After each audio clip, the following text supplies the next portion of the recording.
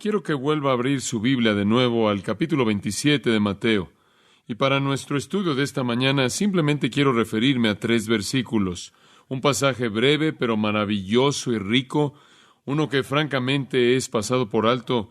No sé si en mi vida he oído a alguien hablar o enseñar o predicar acerca de esta porción en particular. Y al principio el leerlo parece tener una importancia algo limitada. Pero entre más lo considere usted y entre más reflexiona en sus verdades, más encuentra la riqueza y la recompensa de lo que inicialmente parece limitado. Sin embargo, en las manos del Espíritu de Dios se vuelve casi algo ilimitado. Quiero que veamos los versículos 54 al 56. Permítame leérselos. El centurión y los que estaban con él guardando a Jesús, visto el terremoto y las cosas que habían sido hechas, temieron en gran manera, y dijeron, verdaderamente este era Hijo de Dios. Estaban allí muchas mujeres mirando de lejos, las cuales habían seguido a Jesús desde Galilea, sirviéndole, entre las cuales estaban María Magdalena, María la madre de Jacobo y de José, y la madre de los hijos de Zebedeo. Ahora, como dije, al principio no parece ser mucho, pero entre más tiempo pasa estudiándolo, más comienza a ceder sus riquezas. Conforme examinamos estos 3 versículos, quiero que vea en ellos y en los versículos corolarios a ellos 4 respuestas a la muerte de Cristo que nos son dadas aquí. Nos demuestran el tipo de respuestas que podemos ver inclusive el día de hoy.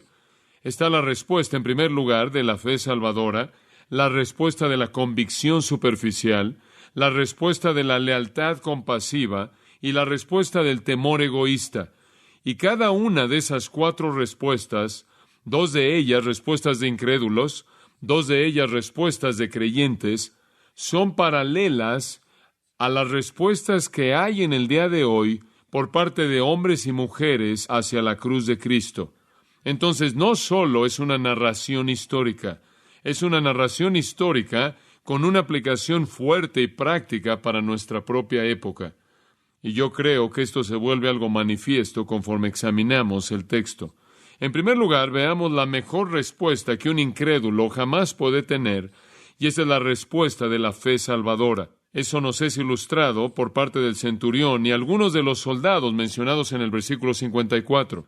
Dice, el centurión y los que estaban con él guardando a Jesús, visto el terremoto y las cosas que habían sido hechas, temieron en gran manera y dijeron, verdaderamente este era Hijo de Dios. Ahora, el centurión es el primer enfoque de nuestra atención. Él no es solo otro soldado romano.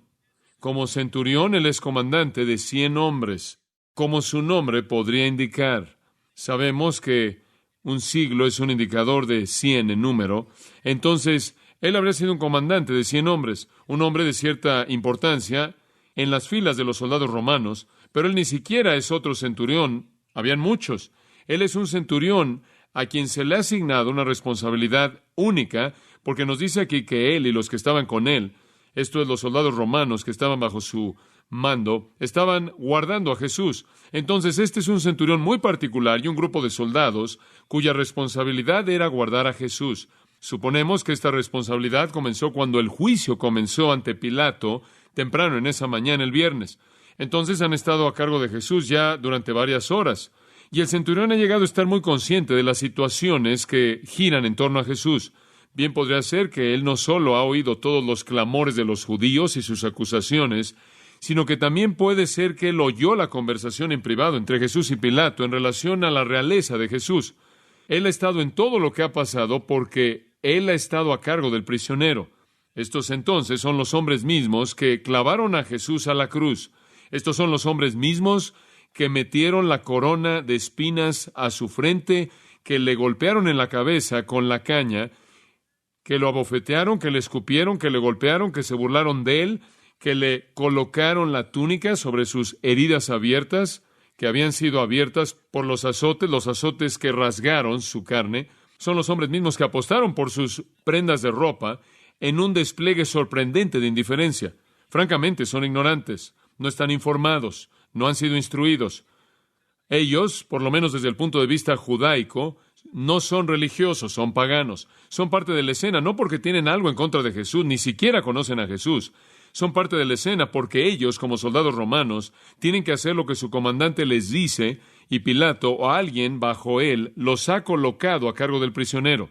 Para ellos Jesús no es nada más que una persona rara que dice ser rey, porque esa es la acusación de los romanos, y cualquiera de ellos que lo está viendo podría darse cuenta de que él es todo menos un rey.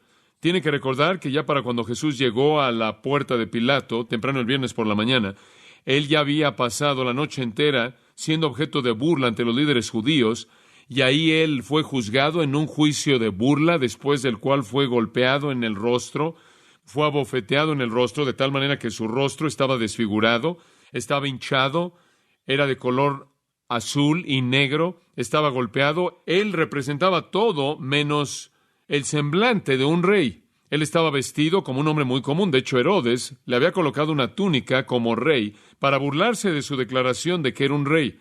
Además, Jesús estuvo totalmente callado, no se oía como un rey.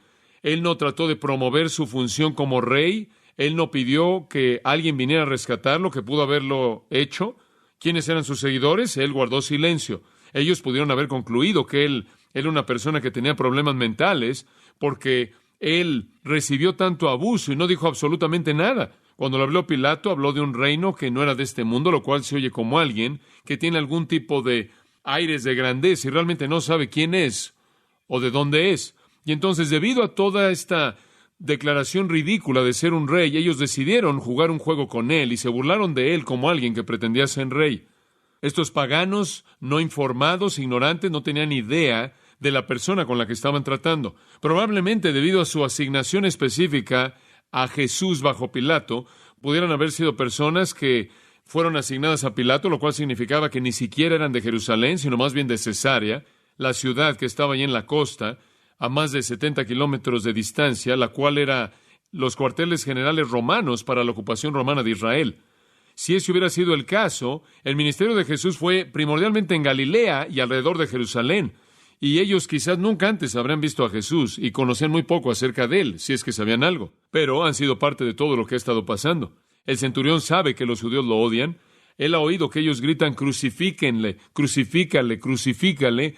No queremos que este hombre reine sobre nosotros. Ellos se han visto que Pilato ha tratado de hacer todo lo que ha podido por afirmar la inocencia de Jesús una docena de veces sin éxito alguno. Ellos saben que los judíos han acusado a Jesús de que dice ser el Hijo de Dios, diciendo ser rey, por lo tanto es una amenaza para Roma y es una amenaza para el judaísmo. Pero para ellos parece ridículo, torpe, que un hombre que ha sido golpeado, que se ve patético, que se ve impotente, crucificado, objeto de burla, está colgando en una cruz, está cubierto de moscas y sangre, pueda ser algo más que simplemente un criminal común y corriente, un farsante, un impostor, un nadie. Y entonces se sientan ahí y guardan a Jesús. No obstante, algo comienza a suceder que cambia lo que ellos piensan. En el versículo 54 dice: el centurión y los que estaban con él guardando a Jesús, visto el terremoto y las cosas que habían sido hechas. Ahora vamos a detenernos ahí, en ese punto. Digo, cuando se oscureció de manera instantánea, como si fuera la medianoche, cuando era el mediodía, y el sol dejó de dar su luz, y cuando el terremoto vino, y el terremoto sacudió la tierra, y abrió el suelo, y las rocas se abrieron, y las tumbas se abrieron, y el velo en el templo fue rasgado de arriba hacia abajo, ellos sabían que algo estaba pasando que era fuera del ordinario. Y entonces Mateo dice que cuando vieron el terremoto, literalmente un presente participio, esas cosas que estaban ocurriendo, cuando estaban ahí exactamente en el vórtice de estos fenómenos que se estaban llevando a cabo a su alrededor, dice en el versículo 54, temieron en gran manera. Y la palabra ahí es fobeo, de la cual obtenemos la palabra fobia, la cual tiene que ver con terror. Entraron en un terror absoluto, un estado de pánico, el cual causa que el corazón lata rápidamente y empieza a sudar la persona, y una ansiedad terrible acoge al individuo quien está en medio de ese tipo de terror. Estaban muy, muy temerosos. Tenían mucho, mucho miedo. La palabra es la misma palabra usada en Mateo 14:27 para referirse al temor experimentado por los discípulos en el barco en el mar de Galilea. Durante la tormenta, cuando vieron a Jesús caminando sobre el agua, es la misma palabra usada para hablar de el terror absoluto que los discípulos sintieron en el monte de la transfiguración en Mateo 17, versículos 6 y 7, en donde Jesús hace un lado su carne humana y la gloria de Dios les es visible y caen sobre sus rostros en el suelo y están en un estado de pánico absoluto. Es una palabra fuerte. Y el contexto aquí y las circunstancias aquí implican que este no es simplemente un temor humano. No es simplemente tener miedo de un terremoto o tener miedo de la oscuridad. Es la idea que inherente en su temor hay un asombro espiritual, un terror reverencial. Hay algo más que tan solo lo físico, algo más que tan solo el temor humano. Y de pronto llegan a la conclusión de que este no es solo otro criminal, no solo un rebelde, no es un hombre loco, un impostor y un farsante. Los fenómenos son abrumadores para ellos. El centurión ha oído a Jesús hablar cuando, por poco que habló, él habló. Él ha oído sus palabras en la cruz, palabras profundas que han penetrado su corazón. Él ha visto todos estos fenómenos milagrosos sorprendentes que se están llevando a cabo. Y él sabe que algo está muy mal y el universo entero está convulsionándose en respuesta a lo que está sucediendo.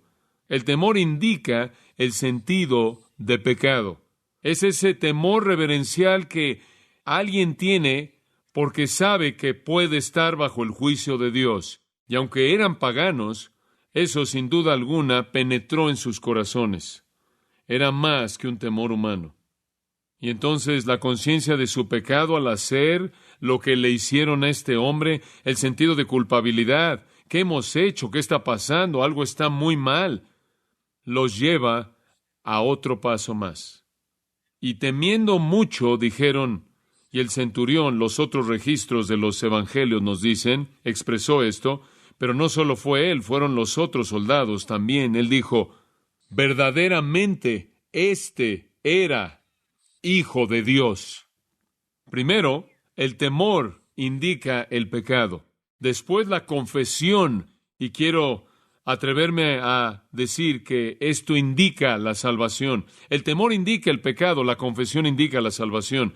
Si su temor fuera únicamente un temor humano, habrían clamado por ayuda, habrían pedido ayuda gritando o habrían corrido. Pero no solo fue un temor humano. Fue asombro en el sentido de que los hombres reservan asombro ante Dios, hacia la deidad.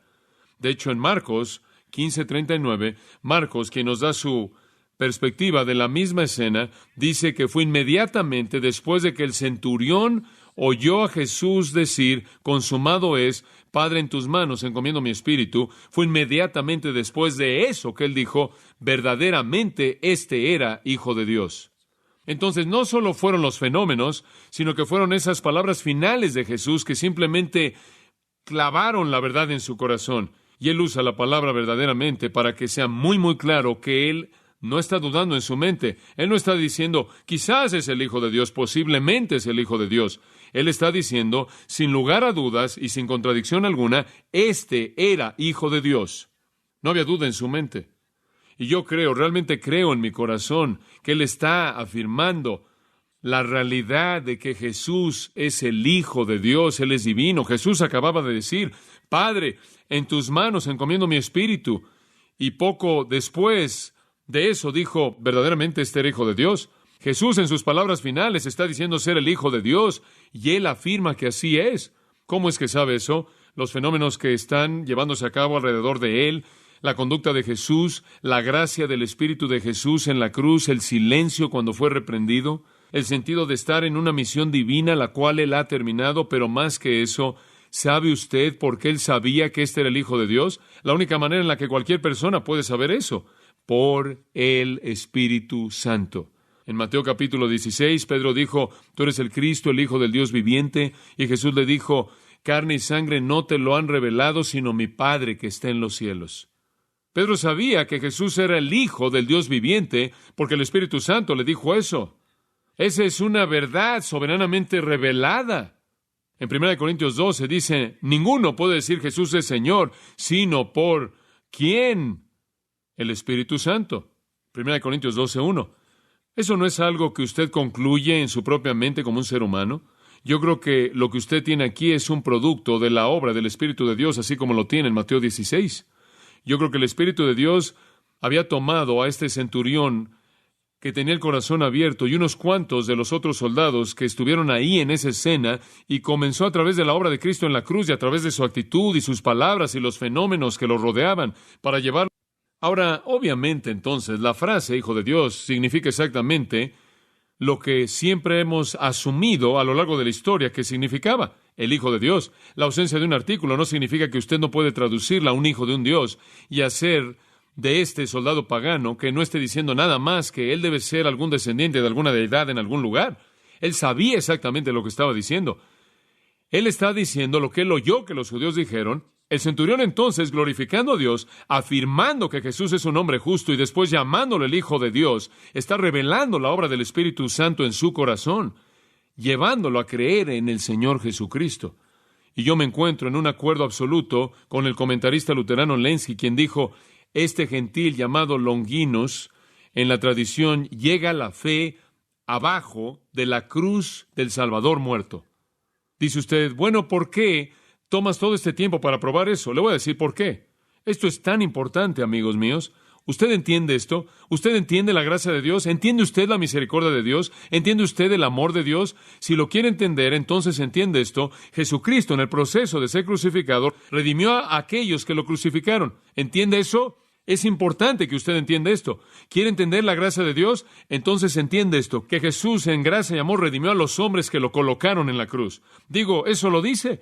Entonces, cuando Él dijo, Padre, perdónalos porque no saben lo que hacen, ¿qué es lo que hizo el Padre? Los perdonó. Esa oración no quedó sin ser respondida. Fue respondida en el momento mismo de su muerte. Es bueno que a Jesús el Padre le responde sus oraciones porque sé que Él ora por nosotros. Y entonces veo en su temor un reconocimiento de pecado, pero veo en su confesión un reconocimiento de salvación. Y veo en eso una realidad absolutamente sorprendente de que Cristo y Dios y el Espíritu Santo se unen para demostrar gracia de una manera que es algo que va absolutamente más allá de nuestro entendimiento, para redimir a los que crucificaron al Hijo de Dios. Y entonces cuando alguien viene y dice, bueno, soy demasiado malo, el Señor nunca me perdonará, piénselo otra vez.